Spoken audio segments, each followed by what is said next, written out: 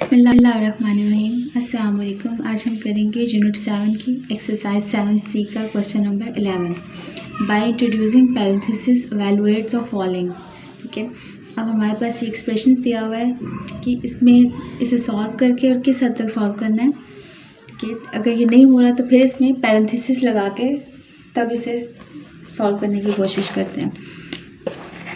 ठीक है, ये देखिए इसमें कोई वैल्यूज़ आपस में सॉल्व नहीं होती हैं, ठीक है, कैंसिल नहीं होती हैं। तो इसे शॉर्ट फॉर्म में लाने के लिए हम लोग इसे पैरेंथेसिस लगा के ठीक है इसे सॉल्व करने की कोशिश करते हैं।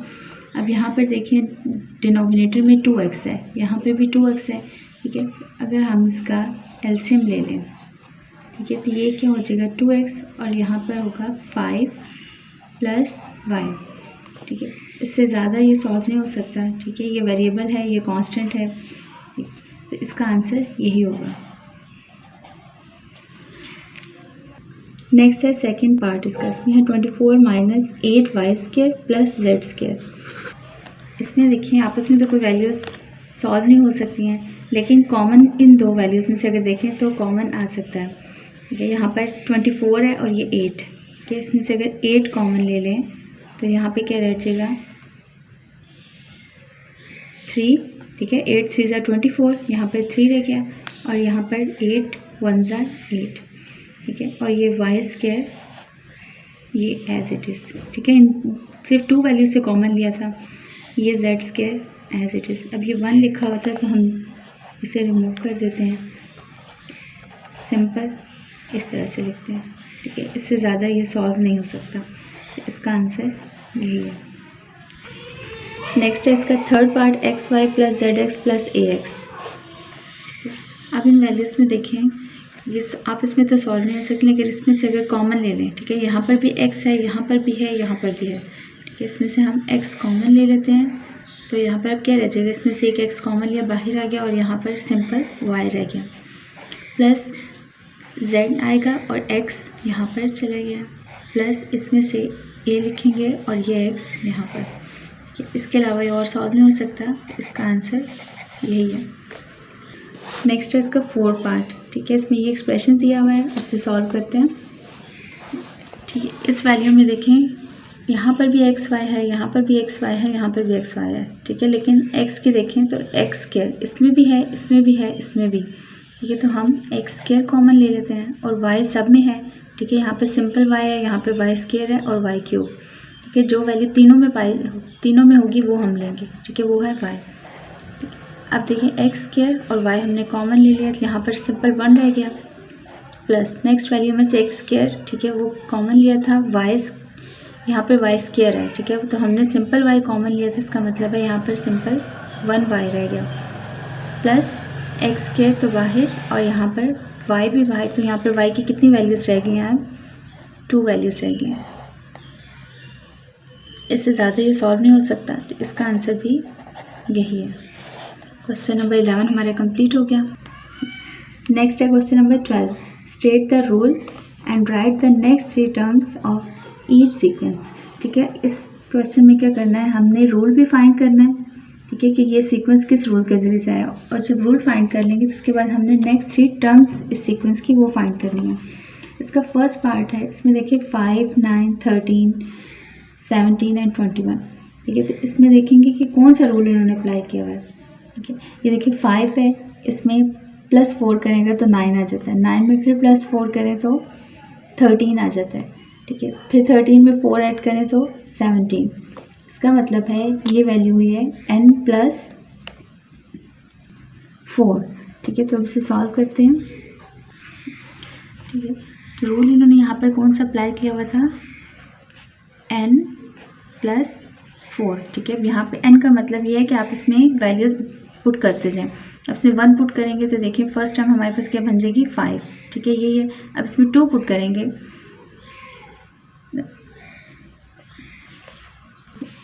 तो अब यहाँ पर हम लोग वैल्यूज़ सीक्वेंस की लिखते हैं 5 9 13 17 21। अब इसमें वैल्यू पुट करेंगे, नेक्स्ट 21 में 4 ऐड करेंगे, ये आ जाएगा 25।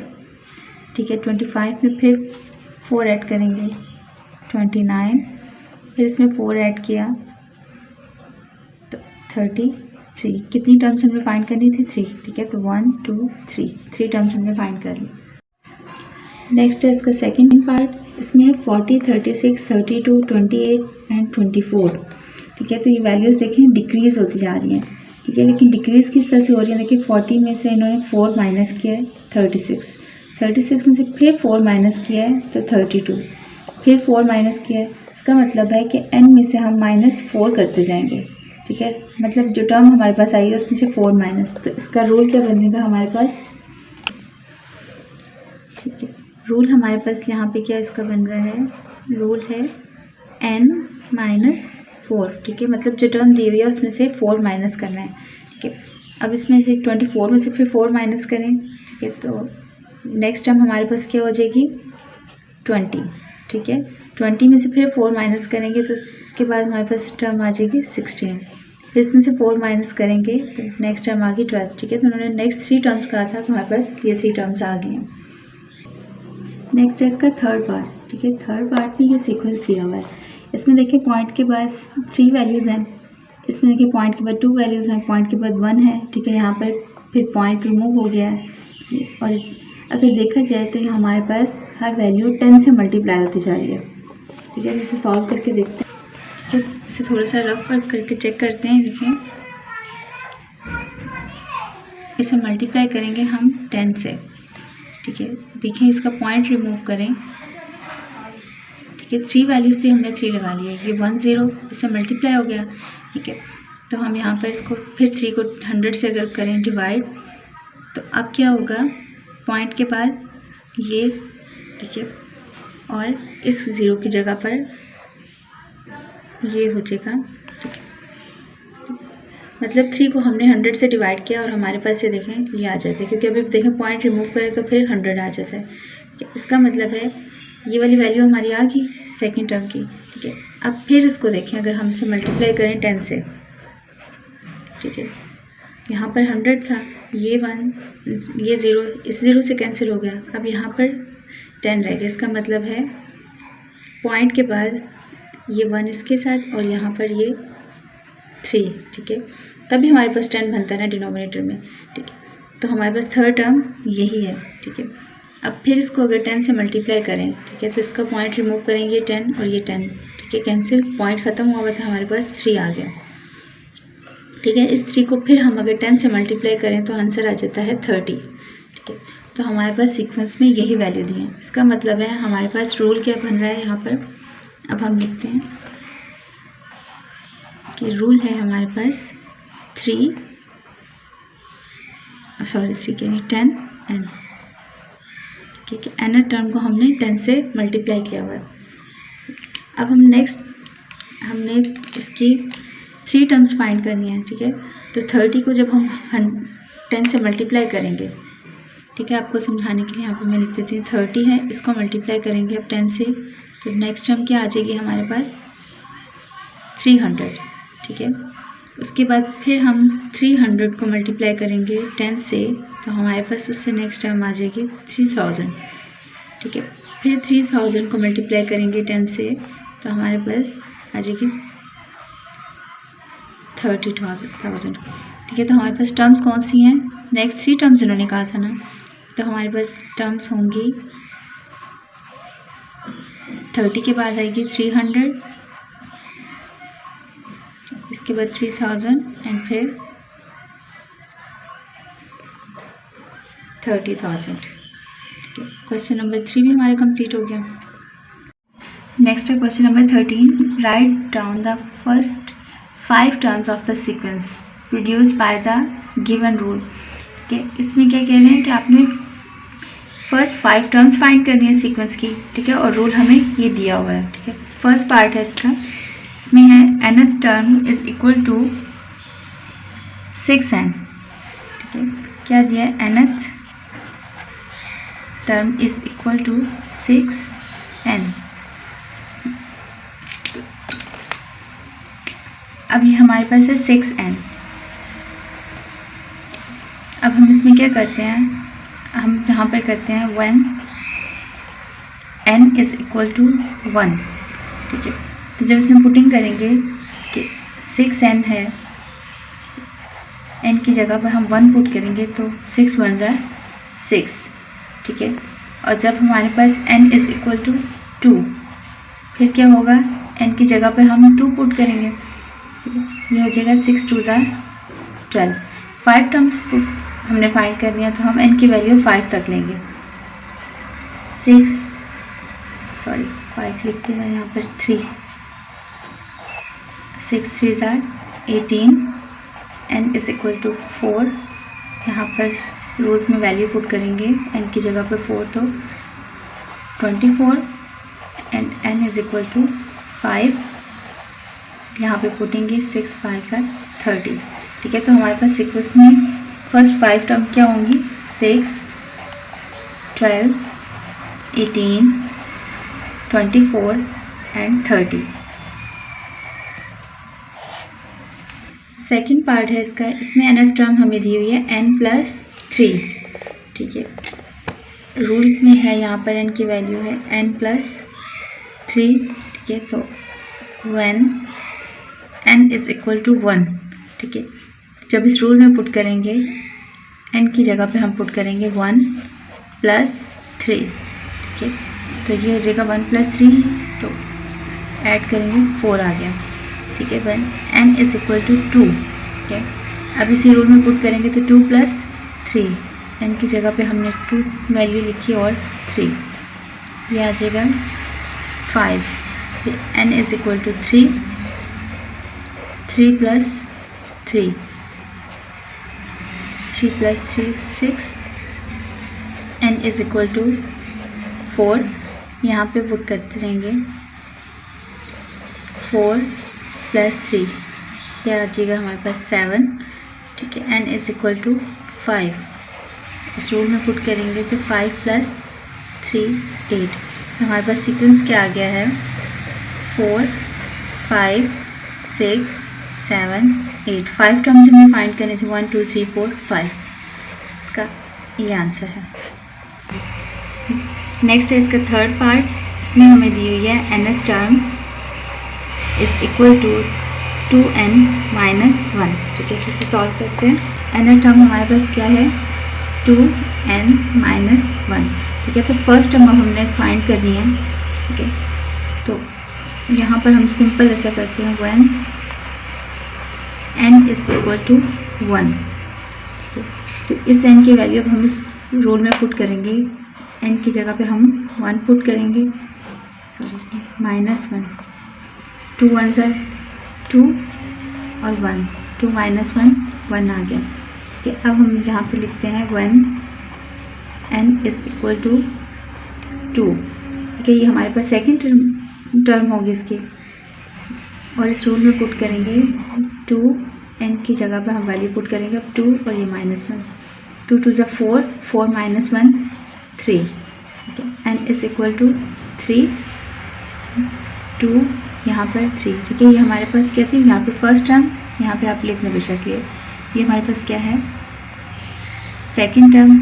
अब हम फाइंड कर रहे हैं थर्ड टर्म, ठीक है। 3 2 ज़ा 6, 6 - 1, ये आ गई 5, ठीक है। फोर्थ टर्म क्या होगी कि n हमारे पास 4 है, ठीक है। रूल में पुट करेंगे n की जगह पे हम 4, ठीक है। 4 2 ज़ा 8, 8 - 1 7। फिफ्थ टर्म क्या होगी,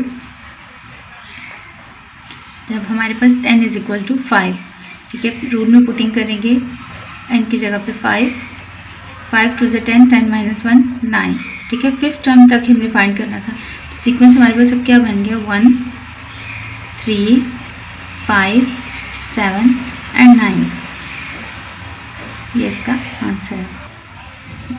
नेक्स्ट है इसका फोर्थ पार्ट है, इसमें nth टर्म दी है 4n - 4, ठीक है।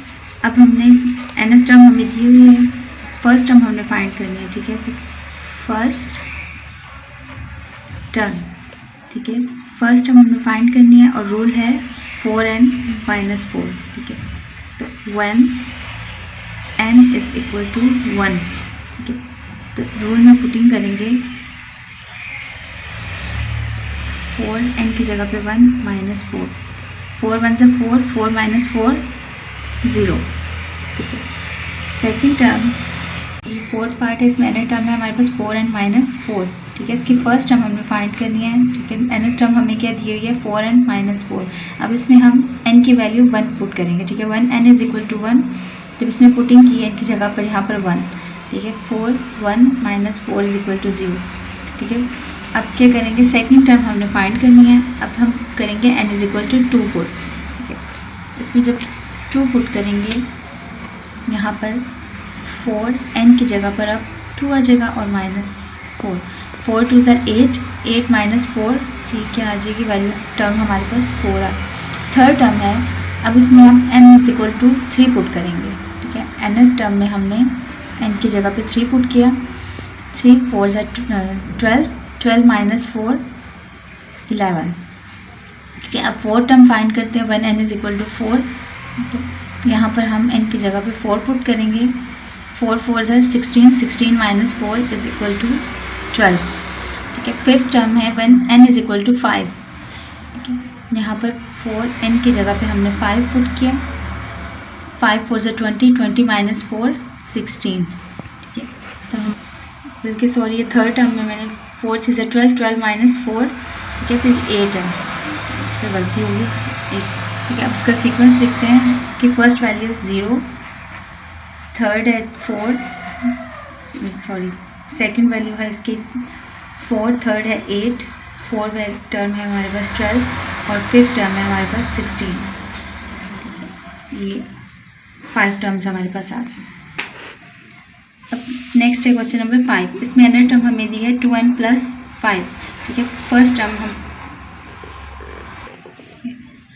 में when n is equal to 1, ठीक है। अब हम इसमें nth टर्म में पुट करेंगे n की वैल्यू 1, 2 1, ठीक है, मल्टीप्लाई होगा प्लस 5, 2 1 ज़ा 2 और इसमें प्लस 5 करेंगे, फर्स्ट टर्म हमारे पास आ गई 7। अब सेकेंड टर्म फाइंड करने के लिए n इज इक्वल टू 2 लेंगे, ठीक है। और जब इसे nth टर्म में हम पुट करेंगे 2 वैल्यू, ठीक है, तो 2 2 ज़ा 4, 4 प्लस 5, ये हमारे पास सेकेंड टर्म आ गई 9। थर्ड टर्म है हमारे पास, तो n is equal to 3 put करेंगे, n की जगह पे हमने 3 पुट किया प्लस 5, 3 2 ज़ा 6, 6 प्लस 5 11, ठीक है। फोर्थ टर्म है, अब हम इसमें n इज इक्वल टू 4 लेंगे और nth टर्म में हम n की जगह पे 4 पुट करेंगे, 4 2 ज़ा 8, 8 प्लस 5 13, ठीक है। फिफ्थ टर्म के लिए हम n इज इक्वल टू 5, ठीक है। अब हम nth टर्म में n की जगह पे 5 पुट करेंगे, 5 2 ज़ा 10, 10 प्लस 5 15, ठीक है। तो हमारे पास इसका सीक्वेंस क्या बन जाएगा, 9 11 13 एंड 15, ठीक है। तो 5 टर्म्स हमारे पास ये आ गई हैं। 6 पार्ट है इसका, इसमें रूल हमें दिया हुआ है, मतलब nth टर्म हमें दी हुई है 6 एंड माइनस 3। हमने फर्स्ट टर्म फाइंड करनी है 1n इज इक्वल टू 1, ठीक है। तो nth टर्म में हम n की जगह पे 1 पुट करेंगे, ठीक है। तो 6 1 ज़ा 6 और इसमें से माइनस 3 करेंगे, 6 माइनस 3, हमारे पास आंसर आ गया 3, ठीक है। अब इसमें पुटिंग करेंगे n की जगह पर हम 2, 6 2 ज़ा 12, 12 माइनस 3 9। थर्ड टर्म में इसमें n इज इक्वल टू 3, इस रूल में पुट करेंगे, 6 3 ज़ा 18, 18 माइनस 3 15 6। अब फोर्थ टर्म के लिए हम n की जगह पे 4 पुट करेंगे, 6 4 ज़ा 24, 24 माइनस 3 21। फिफ्थ टर्म में n इज इक्वल टू 5, यहाँ पर हम n की जगह पे 5 पुट करेंगे, 6 5 ज़ा 30, 30 माइनस 3 27, ठीक है। तो हमारे पास सीक्वेंस क्या बन जाता है, 3 9 15 21 एंड 27, और हमारे पास ये 5 टर्म्स आ गए। सब्सक्राइब करें और बेल दबाएं ताकि कोई सवाल रह न जाए।